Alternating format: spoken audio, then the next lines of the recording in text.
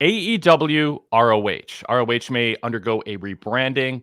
Paul White is now a member of the board of directors that was revealed on the AEW Battle of the Belts broadcast, where Tony Schiavone welcomed him to the broadcast table for the ROH six-man tag team title match, noting he's a member of the Ring of Honor board of directors. On the media call last week going into the pay-per-view during the media scrum talked about how maybe he wants to rebrand ROH as AEW ROH.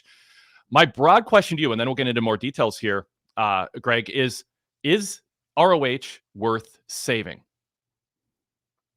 ROH at this stage reminds me a lot of when WWE bought ECW, right? Both ECW and Yep. ROH were on the verge of going out of business if they had not been purchased by a larger wrestling company. And once they were under the banner of that company, they really lost a lot of their identity. ECW was no longer the ECW run by Paul Heyman that people had recognized. It became a show that WWE taped before SmackDown. It had all the fingerprints and hallmarks of WWE booking on it. And the same thing has happened to ROH. It's taped before Collision or after Collision or Dynamite. It's not its own real entity. It's loaded up with AEW wrestlers. All you have to do is look at the pay-per-view on Friday. I mean, it was main evented by Roderick Strong versus Mark Briscoe, two wrestlers who are on AEW almost every week. And so it doesn't even feel like it necessarily has its own roster. And so I just don't know. The rebrand comment by Tony Khan was interesting because it was kind of brought up on its own. No one really asked about it. It almost felt like he was testing it out and seeing what the reaction to that would be online before maybe going full bore with that. But yeah, I mean, Ring of Honor, I watched the pay-per-view. It was a good show. As someone, I don't watch the weekly product on Honor Club, but I drop in for the pay-per-views and it was a quality pay-per-view. But we know based on AEW's ratings patterns recently that you have to offer more than good wrestling in this era in 2024. Good wrestling isn't enough. At one time, it was enough for ROH when you had WWE stinking up the joint with their in-ring work, when you had no other real alternative to WWE as a strong number two, the way you have AEW. So ROH in a previous era could get away with doing strong in-ring work as its hallmark.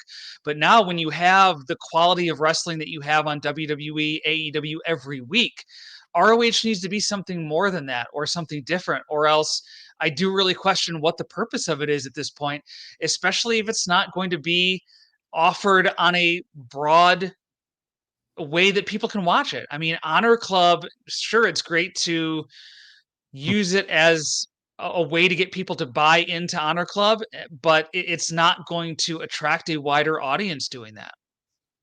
I think one of the issues you talk about the pay-per-views, you look at the graphic and it's a bunch of wrestlers who are on AEW TV on a regular basis. There's some ROH, I don't know if I'd say exclusives, but people you largely only see on ROH. But the issue is, what is ROH's identity? And you got into that. ECW had an identity. ROH initially had an identity when it was launched to be a place for smaller wrestlers who were it was like an indie all-star show that would go on the road in smaller venues, and it kind of grew into something more than that. Tony Khan obviously has a fondness for it, but the question is Tony Khan's fondness for it kind of 15 years expired? Has he ever really processed what its purpose to exist is? And it's never been defined. I mean, I've never heard Tony Khan say, well, here's why ROH is a place.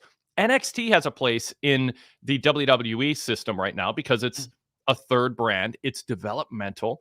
It's in a studio setting. There's guest stars who are clearly treated as bigger deals than the major stars who headline WrestleMania. NXT wrestlers and titles are not defended on main Raw, SmackDown, WWE pay-per-views. It has a separate reason to exist, and people embrace that, and you can market it that way. Ring of Honor does feel kind of like AEW Dark. It's a place that sometimes mid-card and upper mid-carders show up, but stylistically, it's not different. Presentation-wise, it's not different. It's like you said, ECW taped at the same place SmackDown is taped. I mean, there's no presentation difference. I mean, I don't want to be overly negative about it, but I need to have, when they say, oh, maybe we rebrand it, to me, that comes across as Tony Khan maybe and this is a bright side actually, is maybe admitting it did not have a purpose. Its brand needed to be rebooted. But what is that reboot? I mean, what is out there as a niche for ROH, Greg? Is there something, if he's willing to rebrand, you can't just say AEW ROH and think you've rebranded it. What is your marketing pitch to the Dynamite fan base to say there's this alternative hour of wrestling, an alternative pay-per-view, and here's why it exists and its features can't exist within AEW, because we already have 1, 2, 3, 4, 5 hours of AEW plus now monthly pay-per-views, basically. There's plenty of AEW to go around. It's not an archaeological dig to find good matches anymore. It used to be. And that's where Tony Khan's culture comes from. So, I mean, I'm searching for a reason for ROH to exist. And if it's not overtly developmental or overtly style-wise and presentation-wise different, and I don't know what that would be, why is he spending time and mental energy keeping it on life support? And I don't know that slapping the letters AEW in front of ROH is going to significantly help. Yeah. You know, No. it's I I go back to what a lot of people suggested when ROH was first purchased is turn Rampage into ROH. Like Mhm. Rampage serves no purpose. It serves even less of a purpose now that Collision is on Saturday for 2 hours, right? So why not just turn Rampage into an ROH show? Call it AEW ROH if Warner Discovery people have a problem with putting Ring of Honor on and feel like it's going to confuse the marketplace. Call it AEW ROH so it's another AEW Yeah. branded show, no different than Rampage, and give them an hour. It's going to give them a wider audience. It's going to give them the opportunity to sell more pay-per-views. It's going to reach a wider fan base than Honor Club does right now. And, you know, I think that's going to be the big thing with this rebrand, if they do go forward with it, is AEW ROH. Okay, but how are you making it more available? It used to ROH used to be an underground thing. Like you had to Mhm. go out of your way to find it. It was almost like a state secret. Like you had to be a certain level of a fan to know about what Ring of Honor was. And I think the real thing that hurt ROH out of the gate was Tony Khan relied too heavily on ROH, the brand, and the wrestlers on AEW TV to the point that I think it actually hurt the brand to the AEW audience. That they wanted to tune in to watch AEW Dynamite. They didn't want the ROH 6-man titles defended, or they didn't want, you know, all this ROH stuff all of a sudden seeping into AEW television. I get why he did that, to introduce the brand to the broader AEW audience and get Yeah. them to check it out on Honor Club. But I think in a way it backfired because he leaned too heavily into that for people who just wanted to see AEW. So you know, there are a lot of problems with how ROH has been presented from the very beginning of Tony Khan's purchase of the company. I noticed on Battle of the Belts, Paul White on commentary said that he wants their champions, the ROH champions, to represent the brand with more class than Undisputed Kingdom were at the beginning of that match. And it makes for tough. I'm like, okay, is that a clue into what they want ROH to be? It's going to be a promotion that stresses the handshakes, the rules, not quite to the level of Pure Title where they completely change the rules. But to me, that is like saying ROH, AEW ROH Rampage or AEW Ring of Honor on Friday nights. That's just giving it a bigger platform. It still needs a reason to exist. If it just becomes basically Rampage with a new ring apron and a new graphics package, that doesn't really address the initial question, which is, does it have a purpose? Does it need to exist? Does it deserve to exist as a brand? When I say deserve, what is its niche? What would cause some people to say AEW is not for me, but ROH is. WWE is not for me, ROH is. Impact and NXT aren't for me, but ROH is. So that's one box you want to check. The other approach is, after I watch 4 or 5 hours of AEW, I'm ready for a different flavor. You know, I've had this flavor. Now I want to, you know, have something different that feels different. There's a different vibe, a different purpose, a different presentation of wrestling. There's so many ways to present wrestling. So what is that? And so when White said that, I was like, oh, maybe the idea is promote ROH in that way. I'm still not sure that gives it enough of a purpose, because now you're saying we're presenting the wrestling with honor, with handshakes. I'm still not sure the vision is different enough to cause people who are saturated with a lot of good products out there, and TNA Impact Wrestling is an option that competes with ROH. I don't know that I have a clear-cut answer. I will say one thing I would I'm as I'm saying it, I'm thinking, is there a way for there to be talent that floats back and forth and not have it blend the brands? And there's something intriguing. If ROH really carved out an identity, style-wise, presentation-wise, you could have guest stars show up from AEW, and maybe it'd be intriguing. But I think you'd want to go 6-9 months of a complete split of the roster, no crossover, or you make a really big deal about it on Dynamite when you do present a special ROH match and you use that to cross promote the product, but you don't just have it sort of blend indiscriminately. So that's my thought in terms of ROH is have its own roster, its own identity, and have a style that you can articulate in 2, 3, 4 sentences. Ideally one sentence that says, this is why we're different and why it's a bit of a cleansing experience for you if you're saturated with what AEW and others are presenting. Yeah, ROH does some things different. You mentioned a couple of them, the pure championship, the handshake before the match, those go back to the original ROH, but that's not enough for people to actually want to seek out the product, right? Yeah. That's not enough of Yeah. a difference.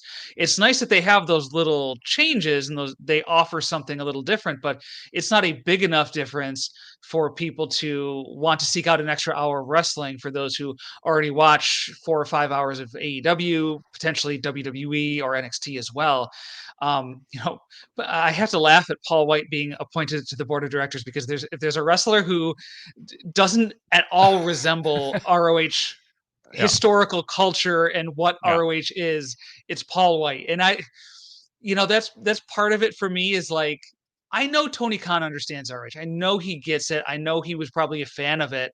But it just when we're talking about all of the issues with ROH, this is pretty far down the list. But I also think it's like, if you're trying to make ROH different than AEW or if you're trying to make it stand out, or even if you want to go back to ROH's roots and what initially made it popular, this Paul White being on the board of directors is kind of an odd way to do it.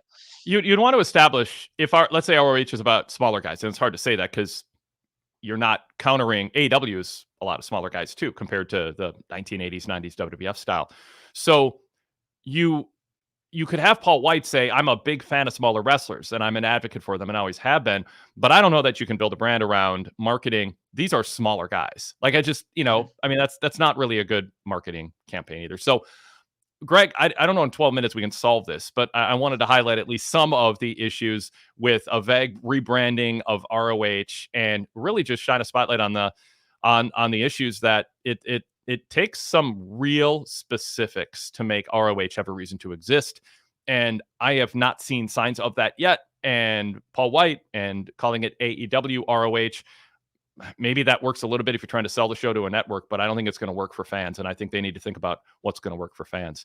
Greg, you and I are going to continue our conversation right after this, recording this week's Wade Keller Pro Wrestling Podcast flagship. It'll be an hour and a half, 2 hours of conversation. We're going to talk about SummerSlam, a lot more about AEW specifically. We've got some email questions coming in and more. So if you're not a podcast subscriber, this show, our weekly flagship, is not on YouTube. You've got to subscribe for free to our podcast feed. Search Wade Keller in your podcast feed. You'll see the blue logo show up. Subscribe to that for free. We're on Spotify, Apple Podcasts, any iOS or Android app. You can also stream the show directly from our website, PWTorch.com.